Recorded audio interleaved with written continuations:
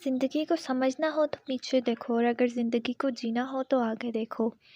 راستہ اگر خوبصورت ہو تو پتہ کرو کہ یہ کس منزل کی طرف جاتا ہے، اور اگر منزل خوبصورت ہو تو پھر راستے کی پرواہ مت کرو۔ کسی ملک کا ایک بادشاہ تھا اور وہ کسی دوسرے ملک کی سلطنت کے خلاف اعلان جنگ کر دیا اس نے۔ اس بادشاہ کے ذہن میں صرف ایک بات تھی کہ اس جنگ کو جیت کر ہی لوٹنا ہے، اور اس کا مقصد صرف دوسرے ملک پر حکومت کرنا تھا۔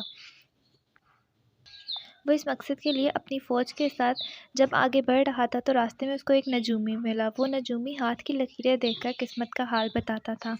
بادشاہ نے اسے بلایا اور اسے کہا کہ اس کو اپنا ہاتھ دکھائے اور پوچھا کہ میرا ہاتھ دیکھ کر بتاؤ کہ اس میں جیت کی لکیریں ہیں یا ہار کی۔ نجومی نے بادشاہ کا ہاتھ دیکھا اور اس کے بعد اس نے کہا کہ اگر اس میں فلاں لکیر ہوتی تو آپ کو جیتنے سے کوئی نہیں روک سکتا تھا۔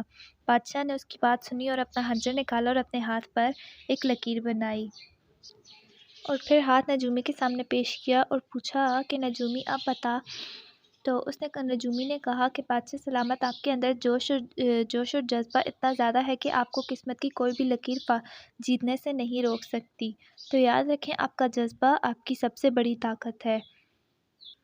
ایک بہت ہی خوبصورت لائن ہے کہ اگر آپ نے مان لی تو ہار، اور اگر ٹھان لی تو جیت آپ کا مقدر بن جاتی ہے۔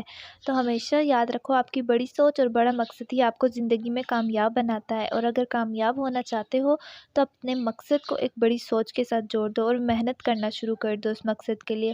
اگر سورج کی طرح چمکنا چاہتے ہو تو سورج کی طرح جلنا بھی سیکھو۔ خواب جن کے اونچے ہوتے ہیں، امتحان بھی انہی کے سخت ہوتے ہیں۔